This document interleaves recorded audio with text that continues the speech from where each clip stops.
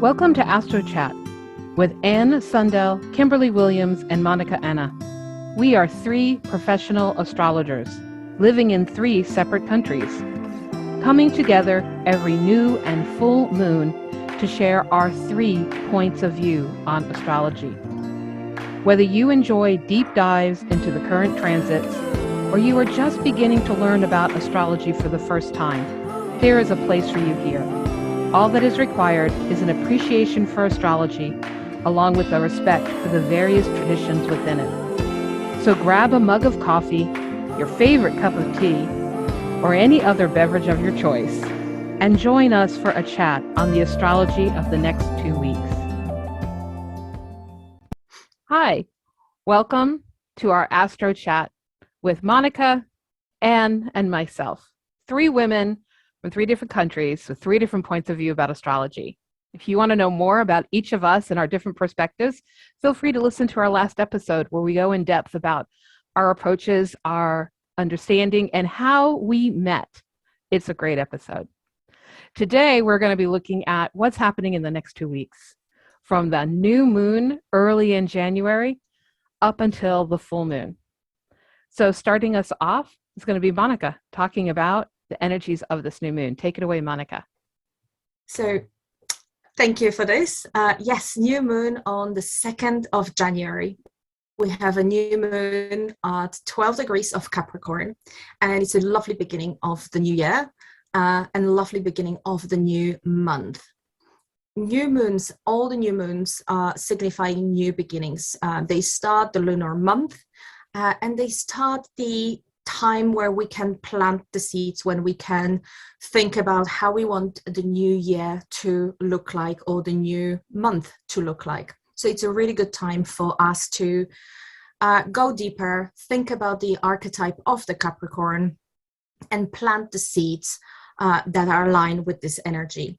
And new moon in Capricorn is aligned with maturity, with what structures do we have in our lives, with how we take responsibility, with how we master tasks in our life, and how we then go into the world to create the structures, to create foundations, and to create mature and responsible approach. So at the new moon, at the time of the new moon, we can all plant seeds and intentions around those themes. This new moon, it's also speaking with Uranus, which is planet of insights, of unexpected events, of lightning strikes, of intuition or inspiration, or lightning strikes of demolition, like in the tarot card, the Tower. And this new moon is really closely linked with that planet. And they both are in earth element.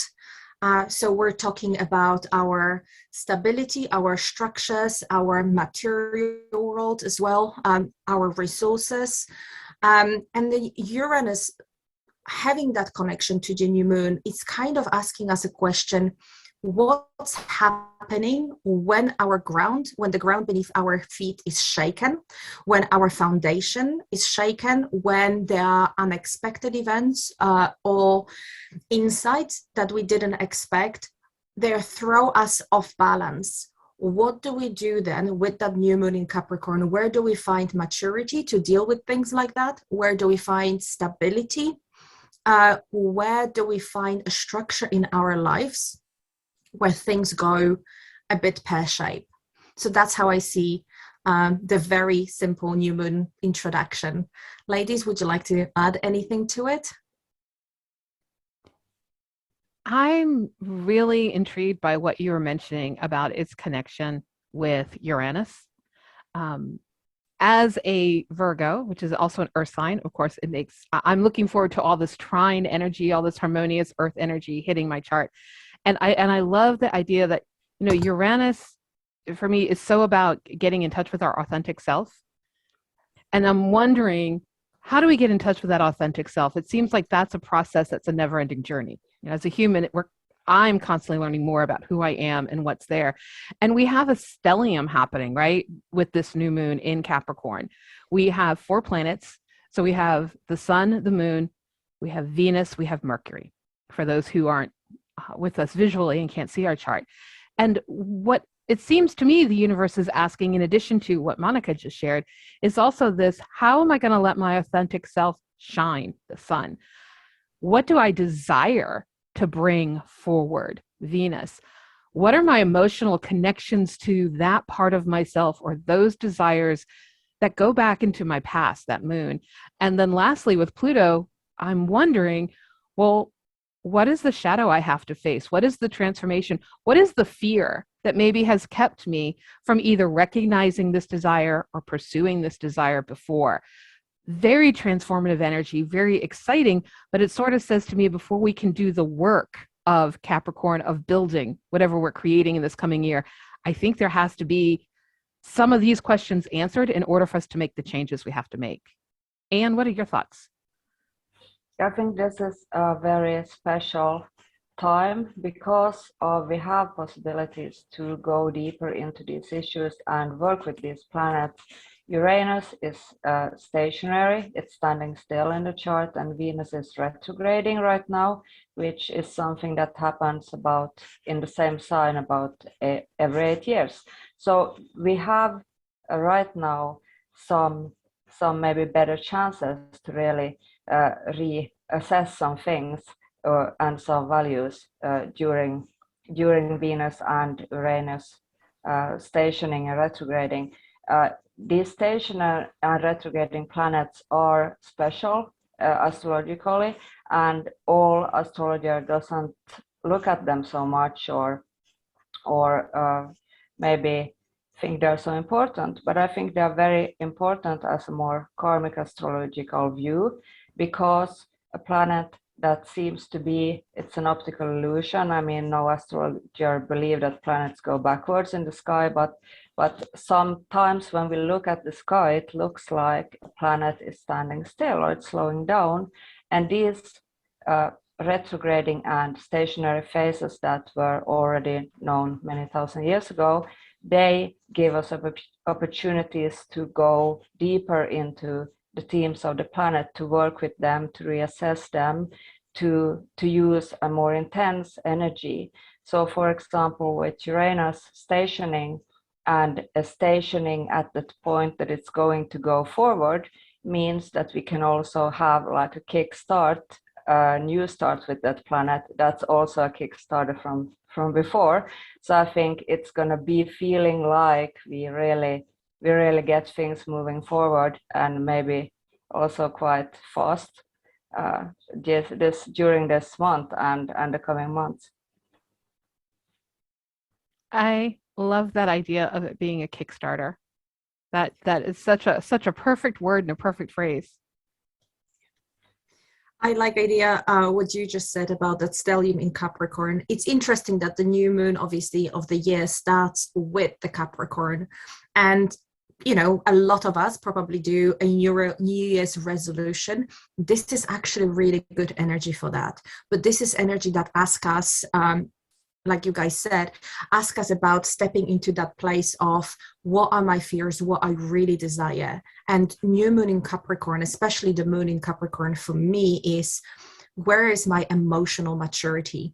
Because I cannot build anything stable in my life. I cannot build, you know, and fulfill my New Year's resolution if they're not coming from that mature, accountable place. You know, a lot of our New Year's resolution, they fall down the road because we can't find that persistence, because we can't master the plans that we set for ourselves. So this is a good new moon to make those New Year's resolution, but make them from the place of reviewing where are my fears, what are my desires, and like Anne said, you know, having that extra kickstart of that energy.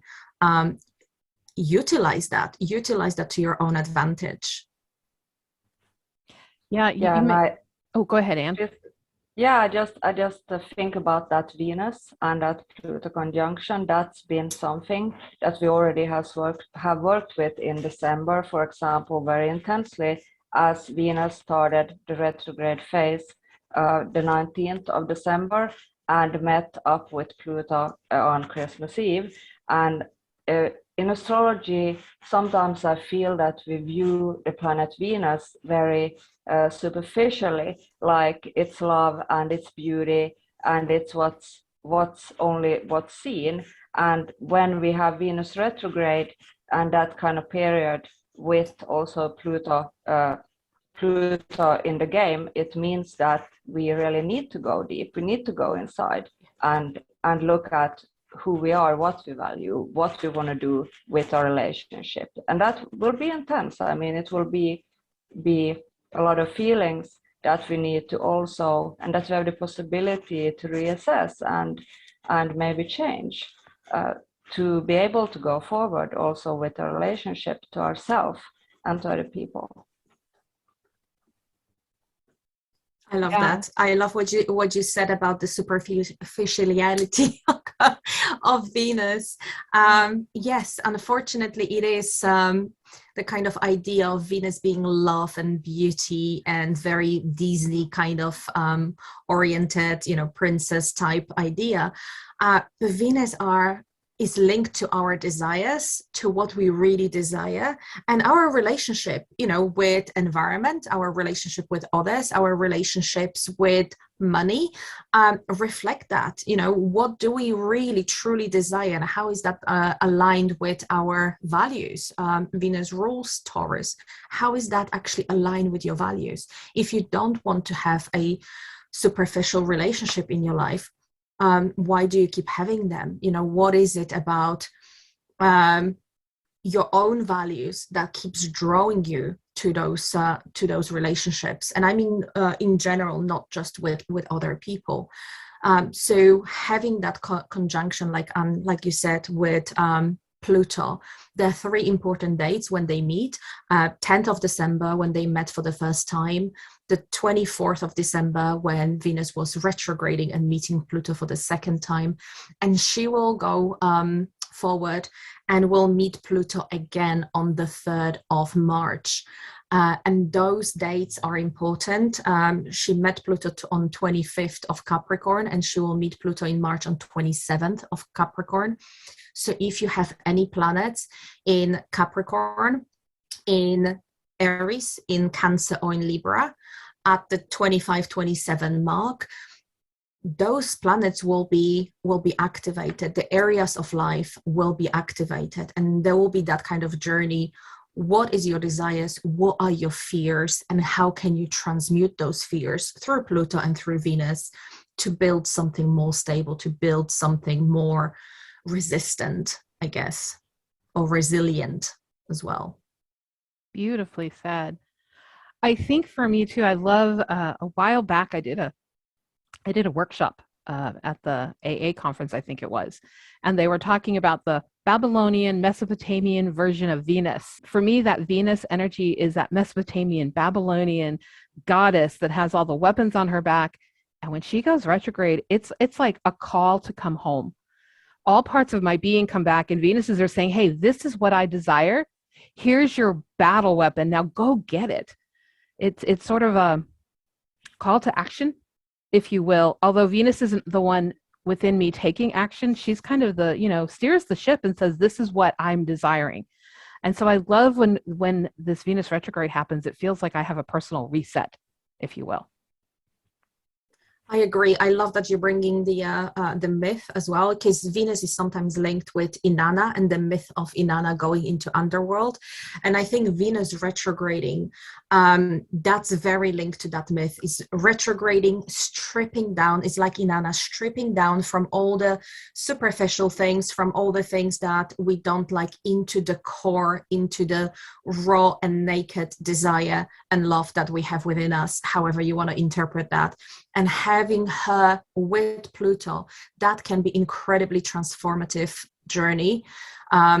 Venus will be retrograding all the way until 31st of January, but she's going to meet again Pluto on the 3rd of March. All those 3 months, they can be incredibly transformative if you allow yourself to be, if you really take that journey, and instead of being paralyzed by fear, actually being able to face your fear and have a support and stability and structure to face those fears.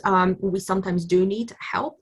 But if you can do that, and if you can really take that journey with the Venus to strip down into the bare necessities, into the core of what you really love and desire, when the Venus will reemerge again from that underworld, it can really turn things around. And again, I believe one of you mentioned as well, Venus goes retrograde in the same space around every 8 years. So look back and, 8 years ago, what themes were coming up for you? Because Venus will be in a different place, in a sign, in a different house for all of us. And it will be triggering or inviting us on that journey in a different areas of our lives. So have a look at, 8 years ago, what was happening for you then? What area of life was transformed back then or highlighted? Was it a relationship? Was it your home life? Was it your educational life? Was it your involvement with groups and friends? Think about that, reflect on that, because similar themes should be coming up now. And I think this is true for all retrograde planets. We will go to, I believe, Kimberly, you're taking us into a Mercury retrograde, but this is true to all the retrograde planets. I personally believe my attitude to astrology is we don't predict the future by looking in the future. We predict the future by looking into the past, because we can see the rhythm and the cycle and the same themes happening, whether it's an eclipse season, whether it's a Venus retrograde or Mercury retrograde. We can really gain a lot of insight by looking back into our lives and personalizing those movements and those cycles for ourselves. So you can definitely do that with Venus. 8 years ago, what was happening for you? Yeah, that's absolutely a good way to put it with the retrogrades. And also that Venus is the least common retrograde of all the planets. And we have the retrogrades in a cycle of 40 to 43 days each time, which is also interesting if you think about mythologically also that it connects to the Bible and when Jesus was in the desert and was tested for 40 days. So sometimes you can also see this time as a time of testing, because Venus is also about what our desires, our way of enjoying life, our way to what we desire in that way. So that can also be good to check out during the retrograde phase. And with Pluto there, we're going to get an intensity that also might include some power plays in the sign of Capricorn and also test us in that way. So this might be a very good time to find out some new things about yourself. Yeah. And I'm just going to throw out there too, I noticed that we didn't really give the time. So for folks who are listening on podcast, and I am so used to using the visual, looking at a chart with somebody, I have to keep remembering that people are listening and not seeing it. If you want to call up your own chart, we're looking at the new moon, which will be January 2nd, 2022 on Sunday at 6:34 p.m. Universal Time. We'll let you convert that to whatever your time is, just in case you want to have a visual as we go forward. Before we move away from this moon and this Venus Pluto / Venus retrograde energy, I'd like to invite both of y'all and myself to maybe say something about this Capricorn energy. It's a lot that we've been mentioning with Capricorn. For people who might be newer to astrology, I know a lot of my folks are still in the throes of learning their zodiac sign. So just a quick kind of, buzzwords about what Capricorn means. For me, Capricorn energy is all about climbing the mountain, which means I'm creating the plan, which means I have goal. It's goal orientation. How do I climb that mountain? And, the symbol here would be the sea goat. So if it was just a goat, it'd be easy. And often there's that feeling of things should be easy. I have a plan. Let's just go forward and make it happen. But that sea goat has to carry the back half of the fish, the spirituality, the intuition. It slows down the journey. And so it's about learning to overcome obstacles, developing that maturity that Monika mentioned earlier, that for me is why Capricorn can sometimes take so long. I feel like this new year is a great time to set goals of where we want to be at the end of the year, not where we want to be in a month, because it can take a long time to get there. I don't know. Any thoughts y'all have about Capricorn? Well, for me, Capricorn is where we master something, and it really tells us about what it means to master something. So there is this general accepted saying or belief that to master something, you need to put at least 10,000 hours. So whether you want to master a martial arts training or meditation or, you know, painting or whatever it is, you should put the hours. And I think Capricorn is that for me. It's that kind of idea that when we put the hard work and consistency, and we are accountable for our own failures and mistakes, and instead of turning around from that, we learn from that, we can go very far, and we can become an expert and a master, if you will, in that field. And it actually, I think it teaches an important lesson in our society as well, that to really become, you know, someone, yes, we might need intuition in some of the environments or some of the jobs that we do in life, but we can't rely only on that to really master something. You wouldn't want to go to a surgeon and surgeon saying, oh, I'm going to do, you know, a full heart surgery on you just by my intuition because I feel like, you know, the valve is open or something. You really want that surgeon to put 10,000 hours and make sure that he knows what he's doing. And this is where Capricorn is teaching us the hard work does pays off. Because then you are an expert, not just because you graduated university, not just because, you know, you have a certificate for something, but because you walk that walk, you know, like Kimberly said, because you actually climb that mountain, you can then confidently say, this is the road up the mountain, or this is the road I took, and I can take you back up that road again. This is not someone who's up, you know, at the beginning of the mountain, say, oh, I think, you know, I have a map and I can think, I can go this way. This is Sagittarius energy. Capricorn is like, no, I've achieved that, and I can confidently tell you this is how to do it. I can support you on that. I can take you on that journey with me. And I think this is very much a Capricorn energy for me. It's the maturity. It's the not giving up when things getting hard, because it's the understanding that it's part of the journey. It's part of the road to face the hardship. I mean, if climbing mountains was easy, we would all be doing it, but it's not easy. It can be dangerous. It can be, you know, full of accidents as well. And accepting that, you know, and learning from that. So for me, that's very much a Capricorn energy. No wonder that so many Capricorns are on the top of their game in life, because they really put a lot of effort behind that. And they're not, for me, Capricorn is also a lot about maturity and a maturity of the knowledge you have, and how you use it wisely, how you use it, knowing your own limitations, and also not using it in a way that will be too bragging about it. It's like they have a silence of wisdom to them. That's very, very special for what I feel about Capricorn. So we have a lot of interesting energy to use there. Which is why I feel that actually Capricorn new moon is such a great new moon to kick off new year. Because when we really want to plan the new year, you know, we dream about the new year in the depth of the winter, and here we are, 2022, we want to make this this year the best year yet. But dreams are not enough. We need to have a plan. We need to have a goal. We need to have an execution. We need to know that we might trip and fall, and maybe, you know, certain goals will move, you know, the goalpost will move, or we fail at something.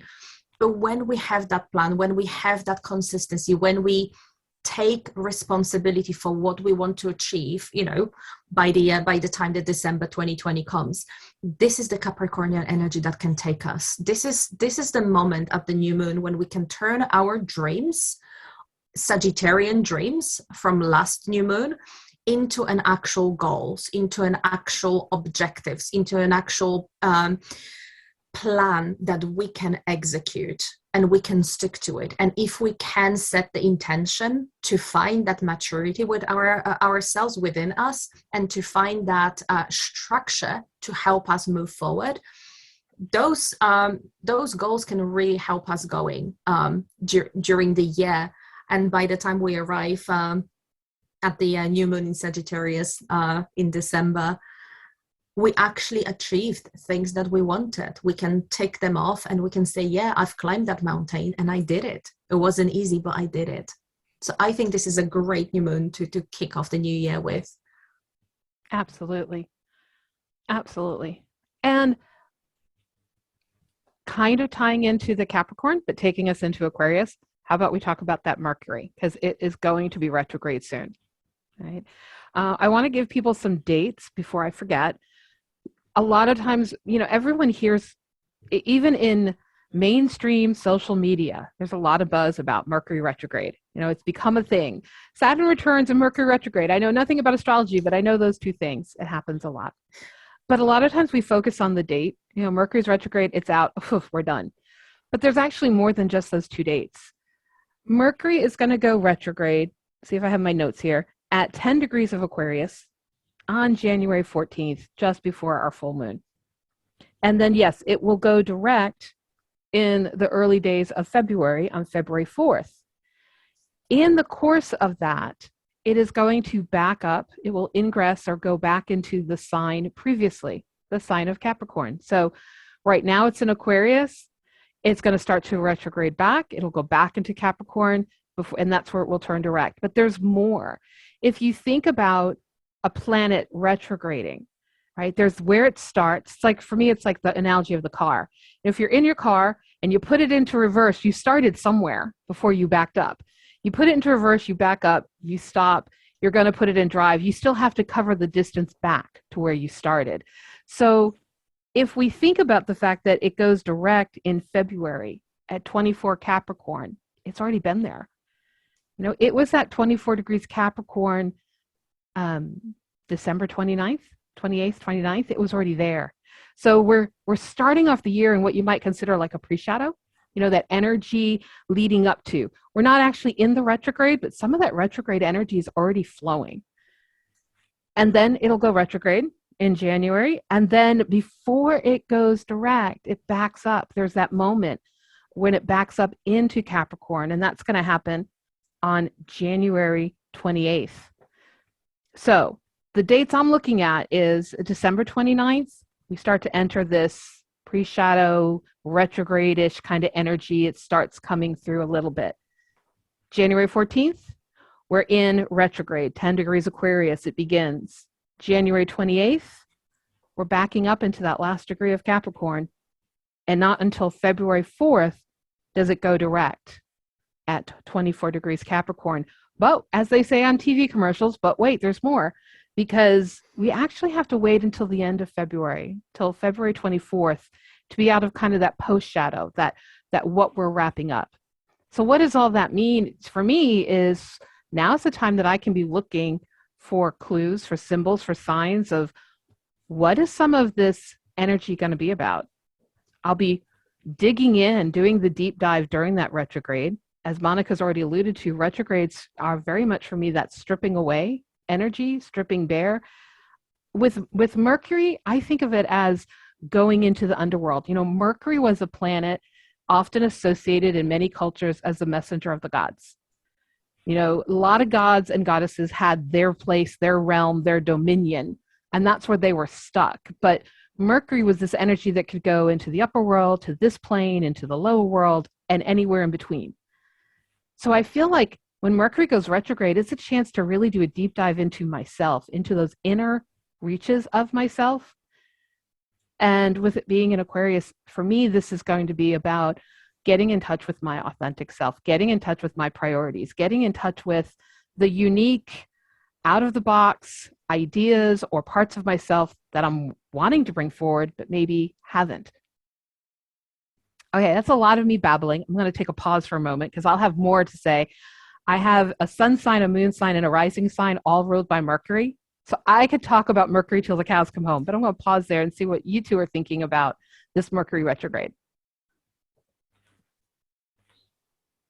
I love when you talk about thinking out of the box, and we're talking about Aquarius, and we're talking about Mercury in an air sign. Even the retrograde Mercury is so popular. I just went, I've been to some interviews, and the only thing that the person was interested in was what happens when Mercury is retrograde, because that's what you see in social media posts.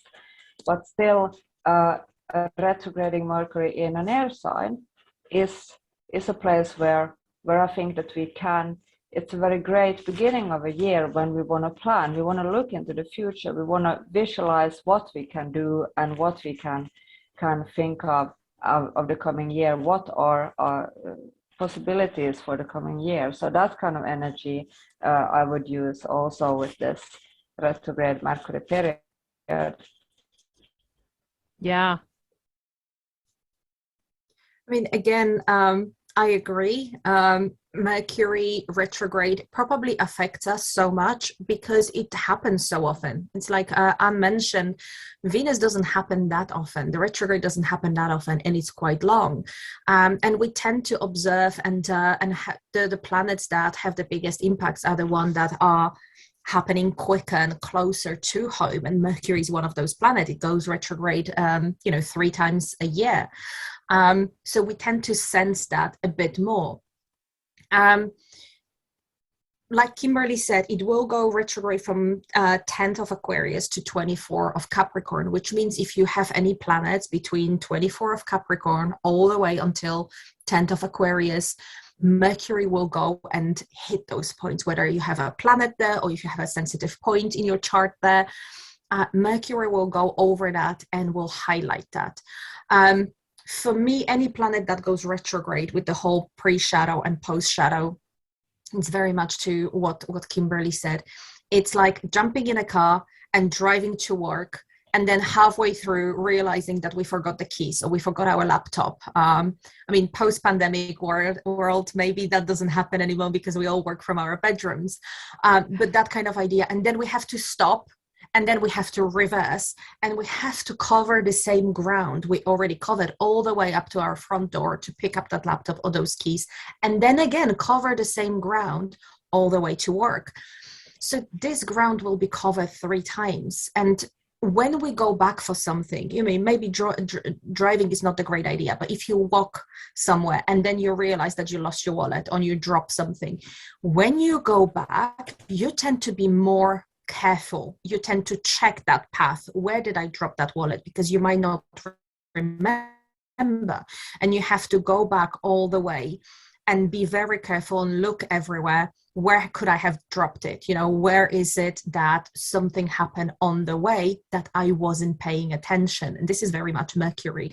We tend to reverse and retrograde and go back because we weren't paying attention the first time around. So pre-shadow for me, it's very much invitation to pay attention to what's happening, what things are coming up, because I might have to look at them again. So if I'm looking at the contract, chances are I might have to re-sign that contract again, or something will come up that the contract will need to be amended. If I'm looking at piece of project or anything like that, I will have to look at it really carefully, and bearing in mind that, well, if the Mercury will be going over this again, maybe a different information will come to light that will change something. So Mercury retrograde is not doom and gloom. It's not everything goes wrong and we have to slow down. I think what it is, it's invitation to go within. And again, this is my attitude to all the retrograde planets. I think in our world, we rush so much, and we are so happy when we're busy, and we always say to us like, oh, I'm so busy, like it's a badge of honor. And retrograde planets really invite us to stop being busy, to go back and review our work. If we're doing something, hey, check, have you done that properly? Have you rethink? If we're talking about the our goal setting for the year, let's check. Have I set those goals correctly? Have I set the goals that I won't be able to reach because I'm setting a goal that will take me 40 days to do, and I'm hoping to do them in 20 days. So, can I review that? Can I review how am I achieve something?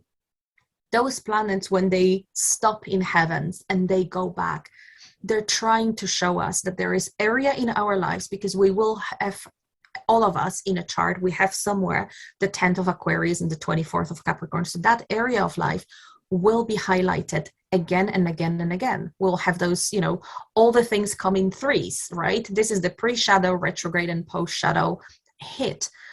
So where in our life is this happening? What can we do to stop, to pause, to rethink? Maybe it's a relationship.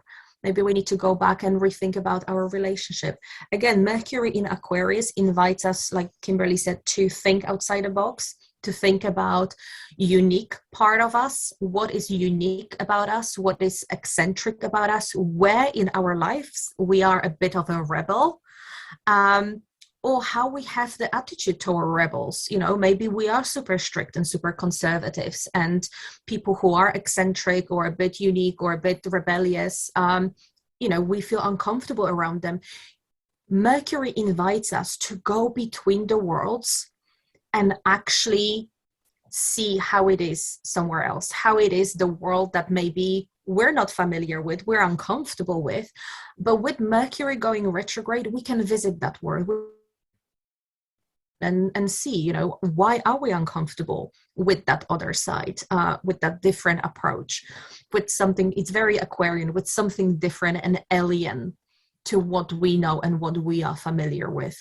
So I think it's going to be interesting beginning of the year that will invite us to rethink what is different to us, and how we can approach something alien. It might be a different tradition, it might be different culture, it might be different way of working that doesn't make us comfortable.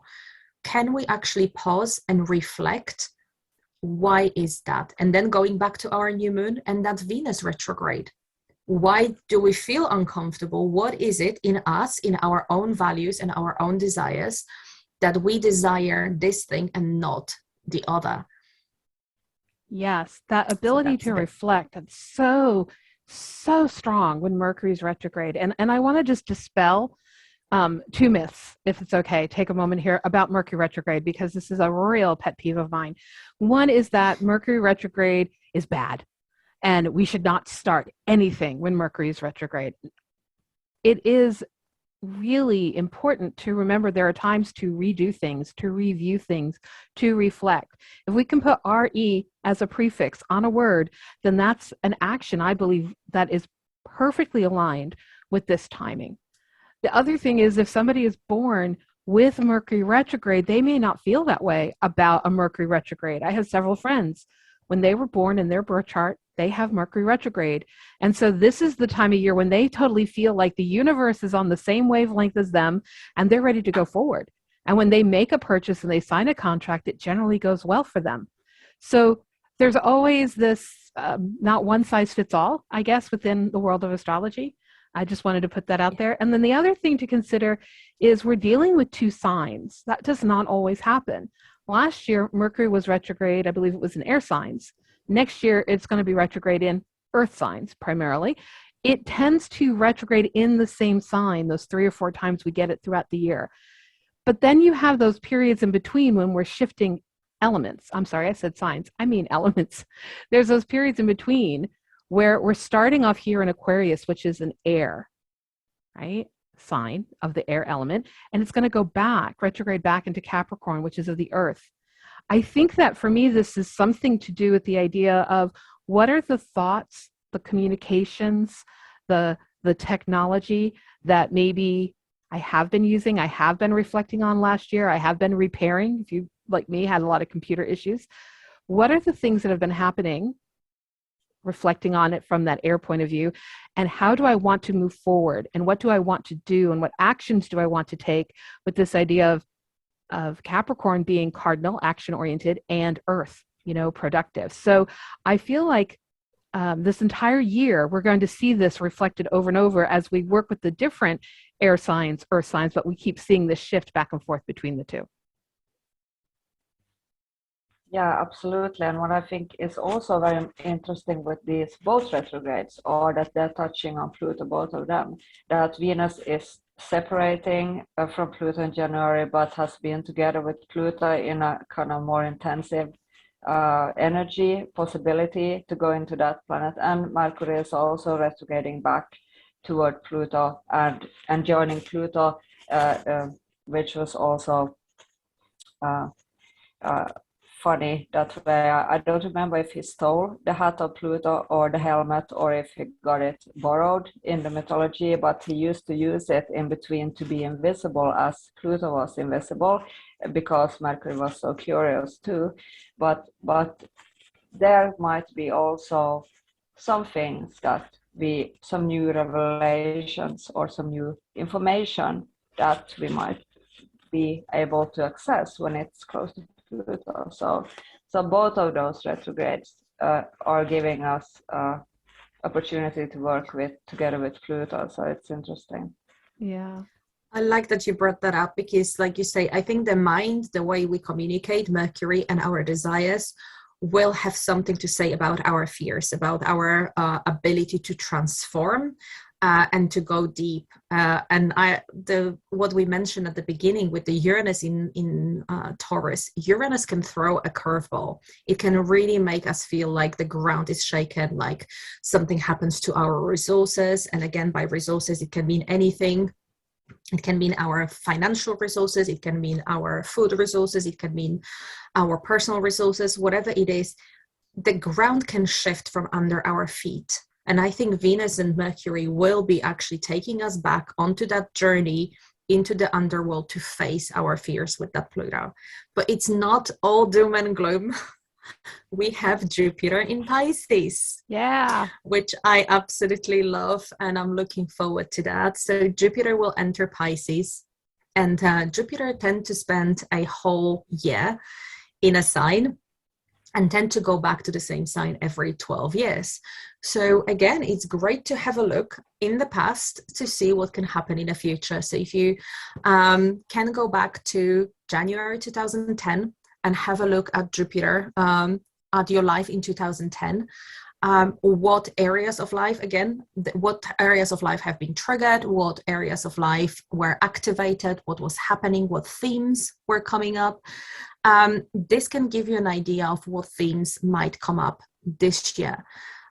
Jupiter was also for a very short time in in Pisces this 2021. It got into Pisces, I believe, in May, and it was there from mid-May until beginning of July. So again, that idea of what was happening around your life in May, June, July, because those are when the planet goes into the sign and then retrograde back.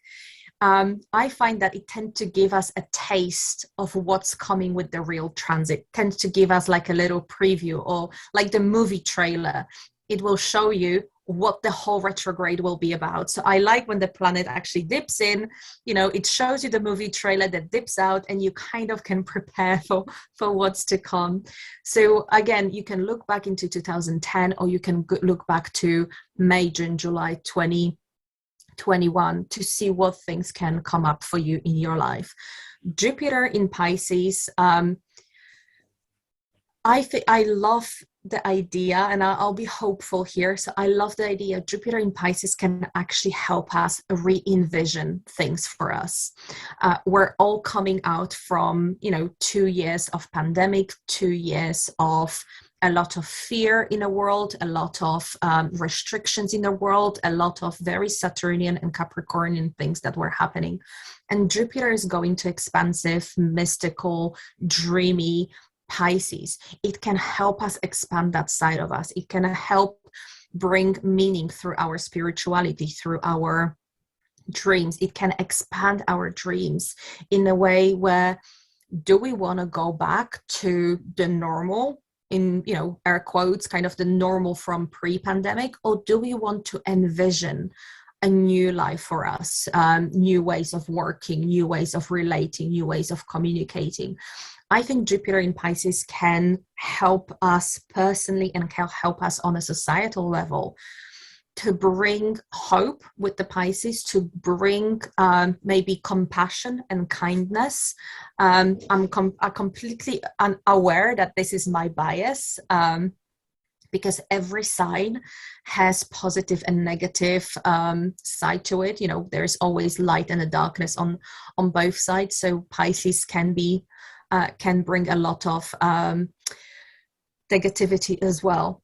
But my bias is, and my hope, maybe not necessarily bias, but my hope is that Jupiter will help us expand our compassion, expand our kindness from 2 years of hardship and being restricted. Maybe we've learned, I'm hoping maybe we've learned something to reach out to others, to dream different dreams, to have a new vision for the future. How are you girls feel about it? Yeah, I'm with you there. Totally on board with faith, hope, optimism, being reborn, coming back in. I'm going to talk a little about that dark side. So one of the challenges I think with Jupiter in general, in any sign, is it's, 99% of the time it's bringing us good things, but there is a tendency towards excessiveness. Jupiter teaches us to say yes. It does not quite understand how to say no. And so if we have an excess in Pisces, this could be something along the lines of, I so desperately, after 2 years of pandemic life, want to be hopeful that I'm just going to go walk out without my mask or whatever the safety measure is that you feel is necessary. Maybe it's I'm just going to trust that the universe is going to take care of me and I'm not going to worry about if there's a stoplight. I'm just walking in front, like that kind of extremism. And I don't mean it to quite that literal of an example, but that kind of extremism of everything is going to be fine. Rose-colored glasses that I refuse to remove to see the truth. I mean, while it was in Aquarius, we had a lot of having to face the bitter reality of truth, because I think Aquarius is very aligned with ultimate truth. Now it's more of, I want the dream. So another thing that could happen is escapism. I just can't take the hardness of life anymore, or maybe the harshness of all that Capricorn energy that we already talked about coming in could push people a little bit towards, I just want to put my head in the sand, or I want to escape, whether that escapism is food or movies or spending or whatever. And then the last thing is, with Pisces, the one issue that I always am a little wary of is the loss or the lack of boundaries. So I kind of feel here like, if we've been that person who's been extremely solitary or isolated, there could be this sense of, I'm going to throw myself into every opportunity now that I can, without an awareness of, but I need sleep, I need food, I need fuel. Being with people 24/7 could be energetically or emotionally depleting. So kind of not recognizing our own needs and setting some healthy boundaries as we're pursuing all those things that are renewing our faith, our hope, our optimism is a caveat. But I'm leaning more towards, I think there's more of the good, but there's just that little cautionary beware that we don't do so much of it that we miss the mark and step into some of the challenging zones. Absolutely, and I think there's another indicator also in this new moon chart that help us to remember how important it is to also take in account what has been and where we are going, because Jupiter is doing a square aspect to the nodes quite tightly, so it's actually connecting the past with the future in the chart, and this is a really good possibility to transform the dreams and visions we have from the past and take them into the future, but in a responsible way. The nodes are also going to be like Uranus stationary at this point, so that means that usually we can think that because they're and still it's a different energy for them, and it's a more focused energy also to deal with things that has been, and we are maybe more willing to go forward and striving to find the balance between with that planet that's also squaring them. So I think that it's a good energy to take the optimism and the dreams and and also make them realistic. That really sums up for me the whole month, right? Look at those dreams and take them in, and also make them realistic. Yeah, very much like the resolutions, isn't it, for Yes. for 2022? Yeah, You have to have a dream, but you also have to have maturity and stamina to realize that dream, to bring that dream into reality. And I guess this is what I love about astrology. Astrology is never black and white. It's how we approach, how we approach it from a personal point of view, what kind of consciousness we have, how aware we are. Because Jupiter in Pisces, you're absolutely right, can have such a bad connotation with a lot of escapism on so many levels, but it can also bring beautiful dreams. So again, maybe utilizing that stellium in Capricorn to keep us grounded, to keep us structure. So when we dream a new dream, we can put it into reality, and also that the structure helps us when reality gets overwhelming and we need to go and escape. Having that support and foundation that can help us in those times, it's probably very important this year as well. yeah. I love the fact that this is our last month of having the nodes in this mutable axis of Gemini and Sagittarius. I love it because I feel like after the last, year and a half of eclipses in these signs, it's something about broadening our perspective, don't you think? And that corresponds with life in general. I mean, everyone I talk to has been sharing how it's the end of the year, beginning of a new year, we're reflecting. That's just kind of normal, but we're reflecting on, okay, what worked, what surprises came, what were the silver linings during these last 2 years of pandemic life? What were the horrors? Certainly, but what did I learn from it? What do I want to create my new normal? What are the things, like for me personally, in spite of all the things that were rough, that were challenging, that were painful, I did also recognize that pre-pandemic, I was living what Monica referred to earlier, that life of go, go, go, rush, rush, rush. I'm so busy as a badge of honor. And now, after these 2 years, I'm like, no, I want more downtime. I want to eat my lunch outside with the trees. And I still want to be busy and productive, but I want a different quality of life. And everyone I'm talking to, they might have a different idea of what they want as their new normal, but it's this idea of there's a new perspective. I think that's like that final parting gift as these nodes are preparing to shift signs. And the challenge is, okay, am I willing to change my perspective to make those Piscean dreams come true? That's really well put. Yeah, and it makes me think about the Uranus transit in Taurus that's been reforming our way of viewing the world the last year since 2019. So that we are going to continue still for some years.